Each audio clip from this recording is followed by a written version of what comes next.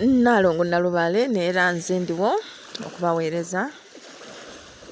Gye bujjako mujja kundaba waliwo abaagala okundaba mujja kundaba ndi awo ndi mukyala kale ndooza siri mubi siri mulungi nnyo naye malirawo bulungi okubeera maama omulungi. Kakati tubadde tutunuulira ensonga yaffe ey'okufa bwe tufa ki ekituukawo. Bwe tufa tugambye omukulu oli gwe tufaanana bw'atutwala n'atulaga buli kimu kye tuzze tukola ekirungi ne kye tuzze tukola ekibi. Ebirungi bye tukola basically ebitujajingibwa byebyo ebitambulira mu buwangwa bwaffe. Nze ne bwe nnaaba father mukama wange tagenda kumbuuza bikwata Roma kubanga siri mu Roma. Katonda yatonda amawanga n'ekigendererwa, buli ggwanga n'obuwangiro bwabwo era ovunaanyizibwa mu buwangwa bwo. Bannange kino nkibakuutira. Bw'oba ng'ojajingibwa olamulwa ogenda kulamulirwa mu buwangwa bwo. Mu buwangwa bwo bw'ogenda okulamulirwa. Kaakati omuntu tusooke tunabe ensonga yalizikiddwawa.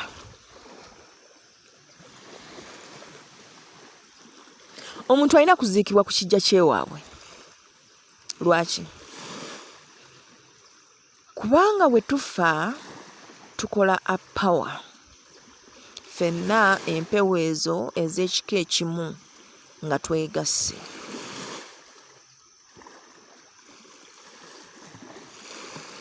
Pride yaffe eriwa? Pride yaffe ng'Abafirika eri mu kwegatta g'emaanyi. Oba mwali mulabyeko akafuufu akakola ke bayita akazimu? Kakuŋŋanya obutakataka obuntuntu ne kebwetoolooza ne butambula. Akantu ako bakayita kazimu. Naye bwe giba mingi tekakola kazimu ssebo. Ekintu kiba kinene ne kisituka era kiba kisobola okukola ekintu kyonna kye mwetaaga. Kaakati naffe edda bajjajjaffe okuteekebwa ku kijja ekimu bwalingawo ekigendererwa, nga n'ekigendererwa ekikulu kyali nti kukola force esobola okukuuma ekyo ekyaffe ekyekika. Naye omunyazi bwe yajja byayawulwa. Kati omukazi aziikibwa gye bamuwasizza tebakoma okwo. Ne bbaawe n'agamba nze nange banziika wano ne mukyala wange okakana babaziise mu kapoloti kaabwe. Wayita emyaka 20 abazzukulu ne balaba nga kibuga kisembedde awo teweetaaga kubeerawo ki. Bantu awo batundewo badde ewalala. Kati nga bijja 2 bwe biti ebyo tebiyinza kutulemesa kutunda. Tubitunde tugende tugule ewalala nga babitunda. Kakati bo balokole kituufu mufu alina eddembe lye tulina okumusengula tumuzze ewalala. Nga beekizuminga biri ebisigalira nga babitwala ewalala gye baguze. Those are the good ones. Naye abalala bafundikira bagamba abo baafa tebitukwatako oba musenda oba mukola ki. Gyali mibiri tekyalina makulu.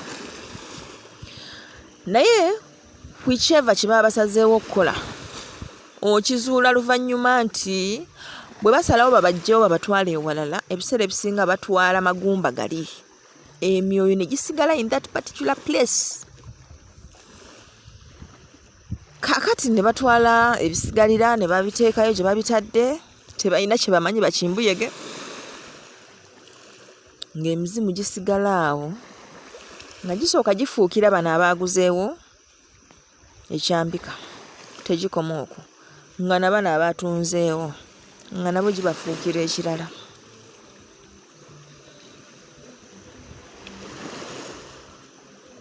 ndowooza mukitegeera bulungi kye ŋŋamba. Lwaki kibeera bwe kityo? Kubanga nabagambye geyeena y'omuntu emutuukako. In the first place, lwaki baali beeyawula? Balina ensonga zaabwe. Kituufu ebika bituuka ne bifuukira abantu ezzike, ne bibeera awo nga byo kye bisinga okukola kulwanyisa buli kyokola, ne bibeera bya mutawaana nnyo gy'okola ki? Gy'oli. Naye kino nkibagamba bannange, bannaggwanga bannange, okuva ebule n'ebweya, we should find time for reconciliation. Kikulu nnyo. Ali waggulu n'asala ku busungu n'akkakkana, ate n'ali wansi n'akkiriza ne mu reconcilinga.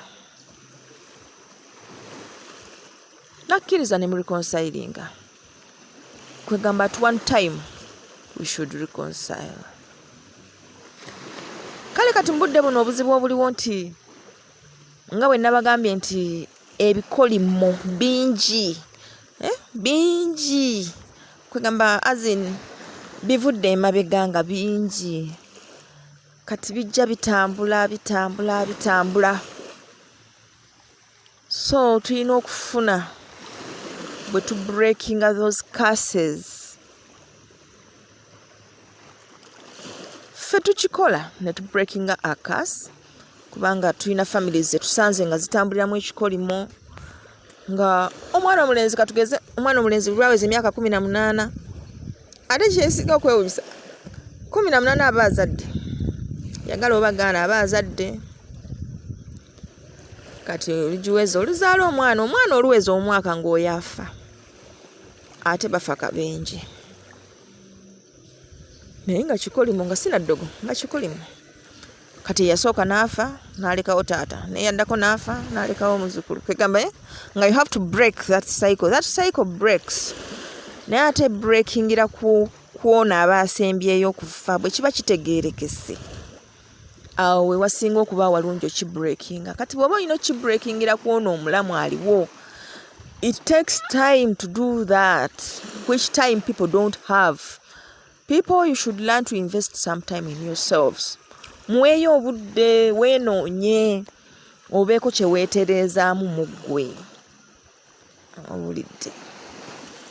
Kubanga a lot is happening. I know you have very many questions. Naye ng'eyo ebibuuzo gye bikola ki? Gye bisibuka. What have we done? Tubonaabona olw'okuba kitaffe alina kye yakola bwe kiti, bwe yakikola n'akolima. Tubonaabona kubanga jjajjaffe alina kye yakola bwe kiti, and it has to resurface all the time. So we have to break that. Kaakati twogera ku bwenfa, kyekituukawo. Tugambye nti ovunaanibwa ng'ovunaanibwa mu buwangwa bwo, togenda kuvunaanibwa bitali bya buwangwa bwo. Gwe Omuganda teri agenda kuvunaana lwaki tewasala mbalo. No? Teri agenda kikola. Naye olina of course by'ogenda okuvunaanibwa by'obatokoze. Ebisinga okuweesa bajjajjaffe ekitiibwa kwe kutambulira mu ebyo bye baalekawo. Endeku ezo nze ndaba bagenda ne baziwundawunda ne bazinyiriza, kweganga olaba nti naawe tekuswaza. Osobola ogigula n'ogiteeka mu nnyumbayo. Nze ntambuddeko mu maofiisi ag'abasajja abo n'abakyala abo abali mu kintu, naye osanga ekyanzi ku mmeeza, nga si kyakugamba nti oba decoration, no, nga kirimu n'amata, nga bakidecoratinga bulungi, naye nga kirimu amata ge bwagera n'anywako, kiri ku office table ye. People, learn okwagala ebyammwe. Toswalirira kikyo, tokitiyiririra. bw'oba olaba kikuswaza kirongoose. Bw'oba olaba tosobola kwambala kifundikwa kya lubugo, lutungemu essuuti, lutungemu ekkooti, lutungemu egganduula. It identifies you and you're proud. Nokiraba? Kale bwe tumala okulaga abantu kye bateekeddwa okukola, ng'olwo tulaba ate obulamu buli eri, tuli awo omukulu atulaga. Ku mulundi guno wagenda ku lumbe, wampeesa ekitiibwa kubanga wayambala ekkanzu kyambalo kyaffe. Awo najja nange ne mbeera naawe kubanga wali oyambadde nga nze bwe nsobola okwambala, era nali nsobola okutambula obulungi naawe olwo lwe wayambala ekkanzu. Nti olunaku luno kale yadde yali birthday party naye era wansanyusa kubanga wayita abantu n'obagabula. Mwana tukyampa essanyu. Ate bwateekako omwenge omuganda kyansobosa nange okujja ne bannange ne tutuulako awo, wamma ggwe ne tubeerako nammwe. Kale ekyo kyampeesa ekitiibwa mu bannange. Naye olunaku lwe wakola ekintu kino naswala n'empisibwa bubi. Kale kusinziira bw'owangadde ku nsi emyaka gy'omazeeko, nga bw'olaba ebyo byonna ebirungi by'osobodde okukola, ne bino by'otaasobola kukola bino, ogenda kusibwa. Ogenda kusibwa emyaka 4 ewa Namalelezinga. Namalelezinga gwe musambu ogukuuma ekkomera lya Walumbe,